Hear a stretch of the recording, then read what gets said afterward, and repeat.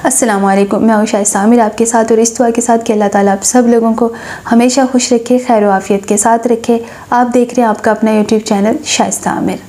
आज की इस वीडियो में हम बात करेंगे उन लोगों के बारे में जो लोग USA, Canada, Europe, Schengen, Australia, New Zealand कहीं का भी वीज़ा अप्लाई करना चाहते हैं। उनका दिल चाहता है कि वहाँ पे जाएं, वहाँ पर जाकर सेटल हो, लेकिन उनका प्रॉब्लम एक होता है कि उनके पास बैंक स्टेटमेंट नहीं होती।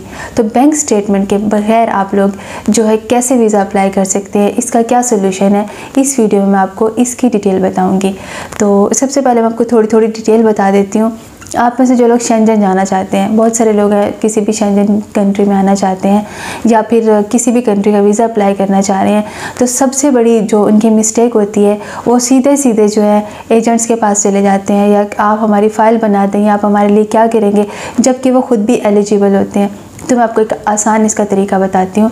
आपने किसी भी कंट्री का वीज़ा अप्लाई करना है, सपोज़ आप इटली का कर रहे हैं, ठीक है, आप वीज़ा अप्लाई करेंगे, पहले आप गूगल करें, चेकलिस्ट निकाल लें, चेकलिस्ट निकालें इटली की।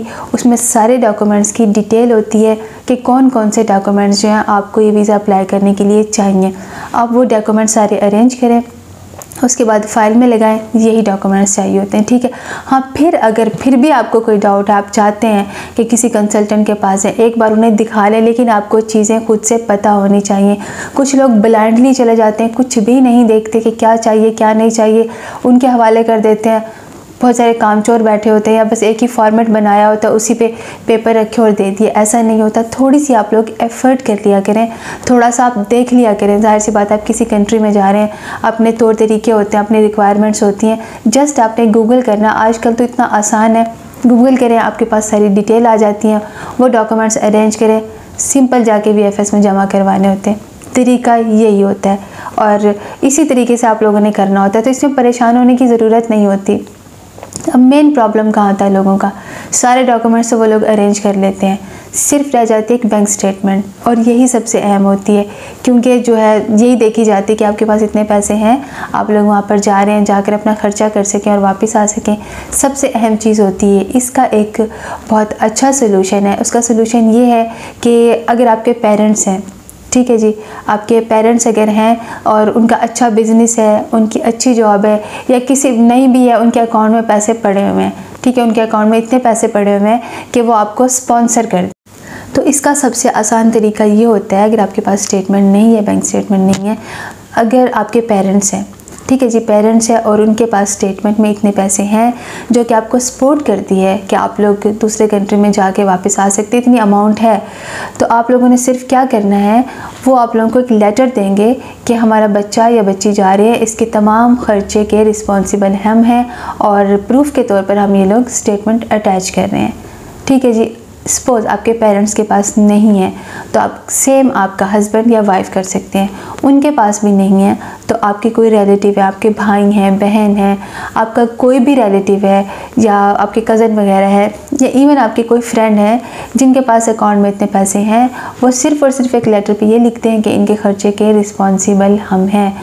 ये सिर्फ कागज़ी कार्रवाई होती है, बेसिकली उन्होंने देना कुछ भी नहीं होता, ये सिर्फ एक डॉक्यूमेंट अटैच होता है।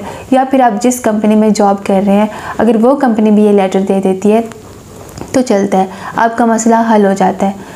तो आप किसी ऐसे फ्रेंड, किसी ऐसे बंदा बंदी को ढूंढ ले जो आपको सिर्फ ये लेटर दे दे, तो आपका बैंक स्टेटमेंट वाला मसला हल हो जाता है और आप लोग जो है किसी भी कंट्री का जो है वीज़ा अप्लाई कर सकते हैं। क्योंकि बेसिकली जो वीज़ा दे रहे होते हैं उन्होंने ये देखना होता है कि आप लोग जो विज़िट वीज़े पे जा रहे हैं, ठीक है, आपके ये सिर्फ विज़िट वीज़े की रिक्वायरमेंट होती है, बाकी वर्क परमिट वगैरह की नहीं होती। जो आप वर्क वीज़ा पे जाते हो उसकी रिक्वायरमेंट नहीं होती, क्योंकि वहाँ जाके तो आपने खुद जॉब करनी होती है, वहाँ जाके तो आपने पैसे कमाने ही होते हैं ना। ये सिर्फ विज़िट वीज़ा की रिक्वायरमेंट होती है कि आपके स्टेटमेंट में इतने पैसे होने चाहिए, ठीक है। उसका मैं आपको सोल्यूशन बता रही हूँ। तो अगर आपका कोई जानने वाला आपको जो है लेटर दे देता है तो आपका ये प्रॉब्लम हल हो जाता है। आप लोग इस तरह किसी भी कंट्री के विज़िट पे जा सकते हैं, और जिन्होंने आपको ये लेटर दिया होता है उन्हें कोई प्रॉब्लम नहीं होता, उनका कोई इशू नहीं होता, ना तो उनका कोई पैसा जाता, ना उन्हें कोई तंग करेगा। तो ये आपका जो है एक सोल्यूशन है। डन बेस वीज़ा किस तरह होता है? देखें, डन बेस वीज़ा ये होता है, आप किसी कंट्री से मैं यहाँ पर कंपनी से कॉन्ट्रैक्ट कर लेती हूँ, और वो आपको वर्क परमिट मिलेंगे और आपका 100% वीज़ा लगता है। ठीक है, वीज़ा जो होता है बेसिकली वर्क परमिट जो होता है, पहले तो वर्क परमिट आता है ना, वर्क परमिट आता है और उसके बाद जो है आपका वीज़ा लगता है। वर्क परमिट की बेसिकली फ़ीस होती है कम, लेकिन जब आप इस तरह की डील करते हैं तब आपको पैसे देने पड़ते हैं। एक ये तरीका होता है, या फिर आपके कोई फ्रेंड रिलेटिव्स वगैरह होते हैं ना, या फ्रेंड है, रिलेटिव है, वट एवर हुएवर कोई भी है, वो वहाँ पर किसी कंपनी का उसे पता चलता है इसमें जॉब्स अवेलेबल हैं, वो लोग कह देते हैं कि हम आपको डन बेस पे वीज़ा देंगे, क्योंकि उन्हें पता होता है कि इस कंपनी को बंदे चाहिए, तो वो लोग आपको देते हैं। ठीक है, अब बात क्या आ जाती है, कंपनीज़ को बंदे चाहिए होते हैं। वैसे भी इस वक्त पूरी दुनिया में लेबर शॉर्टेज है, पूरी दुनिया में बंदों की कमी है, लोग चाहिए ही चाहिए। अगर आप लोग किसी भी कंट्री का वीज़ा अप्लाई करना चाह रहे हैं तो सबसे आसान और सस्ता तरीका ये है कि वेबसाइट्स हैं, जॉब्स की वेबसाइट्स हैं, 100% कन्फर्म ऑफिशियल वेबसाइट्स हैं, आप वहाँ पर अप्लाई करें। वही वर्क परमिट जो आप पैसों का ख़रीदेंगे वो आपको फ्री में मिलेगा, तकरीबन फ्री में मिलता है, 99% फ्री में मिलता है। कोई एक आध कंपनी होती है जो आपसे परमिट की फ़ीस लेती है, जो कि किसी कंपनी की $100 है, किसी की 150, किसी की 200, बस इससे ज़्यादा मैक्सिमम $300 होती है या यूरो होती है, इससे ज़्यादा नहीं होती, इससे कम ही होती है। आप लोग अगर थोड़ी सी एफ़र्ट करते हैं ना तो आप लोग बहुत कम पैसों में किसी भी अच्छे कंट्री में जाकर सेटल हो सकते हैं। थोड़ी सी एफ़र्ट करें और थोड़ा सा इसे इस्तेमाल करेंगे तो आप लोग जा सकते हैं। थोड़ा सा आप लोगों को इन्फॉर्मेशन लेनी होती है, इन्फॉर्मेशन लेने के बाद आप लोग प्रॉपर ट्रैक पे जाएं तो आप लोग ये कर सकते हैं। ठीक है, डन बेस वीज़ा कर सकते हैं। डन बेस मेरा मतलब वही होता है कि आप लोग वेबसाइट पर अप्लाई करें, आपको आंसर आता है। आप लोग अगर बैठ के 2-4 दिन कंटिन्यूसली कर ले तो आपको आंसर आ ही जाता है। लेकिन एक चीज़ का ध्यान रखें, अब कुछ लोगों ने फेक वेबसाइट्स भी बनाई होती हैं। वो जो लोग भी आपसे कहेंगे ना कि पहले इतना पैसे जमा करवा दें, हम ये प्रोसेस करेंगे, वो सब झूठ होते हैं। जो बड़ी कंपनीज होती हैं उन्हें कुछ भी नहीं चाहिए होती, उन्हें सिर्फ बंदा चाहिए होता है। ठीक है, तो आप इस चीज़ का ध्यान रखना।